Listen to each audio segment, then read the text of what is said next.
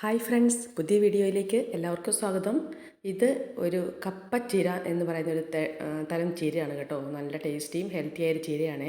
പക്ഷേ ഇതിനൊരു കട്ടുണ്ട്, അത് സയനൈഡാണ് കേട്ടോ. അപ്പം കപ്പയിലൊക്കെ സാധാരണ സയനൈഡ് ഉണ്ടല്ലോ, അതുപോലെ തന്നെയാണ്.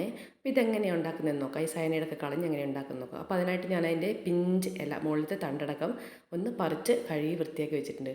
അപ്പോൾ അതിനൊരു കറയുണ്ട്. ആ കറ അതിൻ്റെ തണ്ടിൽ കൂടെ കുറച്ച് നേരം ഒരു 5 മിനിറ്റ് വെക്കണം, എന്നിട്ട് വേണം അത് എടുക്കാൻ കേട്ടോ. അപ്പോൾ ഇതാ ആ കറയാണ് അത് സയനൈഡ് നമ്മുടെ ഉള്ളിൽ ചെന്ന് കഴിഞ്ഞാൽ വിഷമാണല്ലോ, അതറിയാമല്ലോ. കുറേശ്ശെയാണ് ഉള്ളിൽ ചെല്ലുമ്പോൾ അത് വിഷമാണ്. അപ്പോൾ അതുകൊണ്ട് തന്നെ അത് കളഞ്ഞിട്ട് വേണം നമ്മളിത് തോര വയ്ക്കാൻ. അപ്പോൾ ഇതാ ഞാൻ നന്നായിട്ട് അതിൻ്റെ ഇളം തണ്ടും ഇലയെല്ലാം കൂടെ ഇട്ട് ഒന്ന് അരിഞ്ഞെടുക്കുവാണ് കേട്ടോ. അപ്പോൾ നല്ല ഹെൽത്തി ആയൊരു ചീരയാണേ. ഇതധികം വെന്ത് പോകുന്നൊന്നുമല്ല. അപ്പോൾ ഇത് ഞാൻ കുറച്ച് വെള്ളം അടുപ്പ് വെച്ചിട്ടുണ്ട്. അപ്പോൾ ആ വെള്ളം തിളച്ച് കഴിഞ്ഞപ്പം ആ അരിഞ്ഞ് വെച്ച ചീരക്കകത്തേക്ക് ഒന്ന് ഒഴിച്ചിട്ട് ഒരു 5 മിനിറ്റ് ഒന്ന് മൂടി വെക്കണം കേട്ടോ. തിളപ്പിച്ച് കളയേണ്ട ആവശ്യമൊന്നുമില്ല. ഇങ്ങനെ തിളച്ച വെള്ളം ഒന്ന് ഒഴിച്ചു കൊടുത്താൽ മതിയേ. അപ്പോൾ ഒഴിച്ചപ്പോൾ തന്നെ ഒരു പത പോലെ ഇങ്ങനെ വന്നിട്ടുണ്ട്. അതതിൻ്റെ കട്ട് തന്നെ ആയിരിക്കും. അതൊന്ന് ജസ്റ്റ് ഒന്നെല്ലാം കൂടെ ഒന്ന് മിക്സാക്കി വെച്ചിട്ടുണ്ട്. പിന്നെ അതിന് വേണ്ടത് അരപ്പാണേ. ഇച്ചിരി തേങ്ങയും 2 വെളുത്തുള്ളിയും ഇത്തിരി കാന്താരിയും മഞ്ഞൾപ്പൊടിയും എല്ലാം കൂടി ഒന്ന് ക്രഷ് ചെയ്തിട്ട് വെച്ചിട്ടുണ്ട് മിക്സിക്കകത്ത്.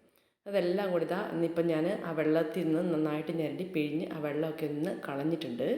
അപ്പോൾ അത് കട്ട പിടിച്ചിട്ടൊന്നുമില്ല. അത് ആ കട്ട ഒക്കെ ഒന്ന് ഇളക്കി വൃത്തിയാക്കി വെച്ചിട്ടുണ്ട്. പിന്നെ അതിനായിട്ട് വേണ്ടത് ഒരു സവോളയും കൂടെ വേണം കേട്ടോ. അതിവിടെ നന്നായിട്ട് അരിഞ്ഞ് വെച്ചിട്ടുണ്ട്. അപ്പോൾ നല്ല അയൺ കണ്ടൻറ്റുള്ള ഒരു ചീരയാണ് കേട്ടോ. അപ്പോൾ എല്ലാവരും ഇങ്ങനെ ഒന്ന് ട്രൈ ചെയ്ത് നോക്കണേ. പിന്നെ ഇനി ഞാനൊരു ചീനച്ചട്ടി അടുപ്പ് വെച്ചിട്ടുണ്ട്. അതിനകത്തേക്ക് വെളിച്ചെണ്ണ ഒഴിച്ചു. വെളിച്ചെണ്ണ ചൂടായി കഴിയുമ്പം ഒന്ന് കടുക് പൊട്ടിക്കണം. ആദ്യം ചീരയുടെ ഇലയല്ല ഇടുന്നത്. കടുക് പൊട്ടിച്ച ശേഷം ഞാൻ എടുത്ത് വെച്ചിരിക്കുന്ന സവോളയാണ് ആദ്യം ഒന്ന് വഴറ്റിയെടുക്കുന്നത്. അപ്പോൾ ജസ്റ്റ് ഒന്ന് വഴണ്ട് വന്നു കഴിഞ്ഞ ശേഷം മാത്രമാണ് ബാക്കി സംഗതികളൊക്കെ ഇട്ട് കൊടുക്കുന്നത്. അങ്ങനെ ചെയ്യുമ്പം കട്ട പിടിക്കാണ്ട് നമുക്ക് ഇലക്കറികൾ കിട്ടും കേട്ടോ. അപ്പോൾ ഞാൻ ആ പാകത്തിനുള്ള ഉപ്പിട്ടു. പിന്നെ എടുത്ത് വെച്ചിരിക്കുന്ന അരപ്പും കൂടി ഒന്ന് മിക്സാക്കി ജസ്റ്റ് ഒന്ന് വഴറ്റിയെടുക്കുവാണേ. ഏകദേശം ഒന്ന് പകുതി ഒന്ന് വേവായി കഴിയുമ്പോഴത്തേക്കും അരിഞ്ഞു വെച്ചിരിക്കുന്ന ചീര കുറേശ്ശെ അങ്ങിട്ട് കൊടുക്കണം കേട്ടോ. ആദ്യം കുറച്ചിട്ട് കൊടുക്കുക. എന്നിട്ട് നന്നായിട്ട് എല്ലായിടത്തും അരപ്പ് എത്തത്തക്ക വിധം ഒന്ന് മിക്സാക്കണേ.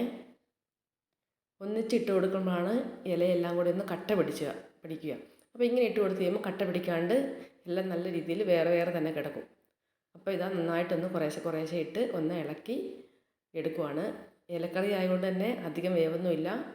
ഒരു തുള്ളി വെള്ളം പോലും ഒന്നും ഒഴിക്കണ്ട. ആ ഇലയുടെ വെള്ളം ഇറങ്ങി തന്നെ വെന്ത് കിട്ടും. അങ്ങനെ ചെയ്യുമ്പോഴാണ് കൂടുതൽ ടേസ്റ്റ് ഉണ്ടാവുക. അപ്പോൾ ഇത് നന്നായിട്ടൊന്ന് മിക്സ് ചെയ്തിട്ടുണ്ട്. ചില ആൾക്കാരൊക്കെ ഇത് കട്ടൊന്നും കളയാണ്ട് ഡയറക്റ്റ് തോരൻ വെക്കുന്നെന്ന് പറയുന്നത് കേൾക്കുന്നുണ്ട്. അപ്പോൾ അങ്ങനെ ചെയ്യരുത്. ഇത് ഞാനിവിടെ മൂടി വെച്ചിട്ടുണ്ട് കേട്ടോ. അപ്പോൾ കുറേശ്ശെ ആണെങ്കിലും സയനൈഡ് ഉള്ളിൽ ചെന്ന് അത് പിന്നീട് എന്തെങ്കിലും രോഗങ്ങൾ എന്തെങ്കിലും ആയി മാറും. അപ്പോൾ ഇങ്ങനെ തന്നെ എല്ലാവരും ഒന്ന് ട്രൈ ചെയ്യുക. ഇതാ ഒന്ന് ജസ്റ്റ് മൂടി വെച്ചിട്ട് ആയി വന്നപ്പോഴത്തേക്കും തന്നെ ഇല ഏകദേശം വെന്തിട്ടുണ്ട് കേട്ടോ. ഇനിയിപ്പോൾ മൂടി വെക്കേണ്ട ആവശ്യമൊന്നുമില്ല. അപ്പോൾ എല്ലാം ഒന്ന് ചിക്കി ഒന്ന് ഇട്ട് കൊടുക്കുവാണേ. അപ്പോൾ ഇത്രയേ ഉള്ളൂ. ഇവിടെ ഈ തോരൻ റെഡി ആയിട്ടുണ്ട്.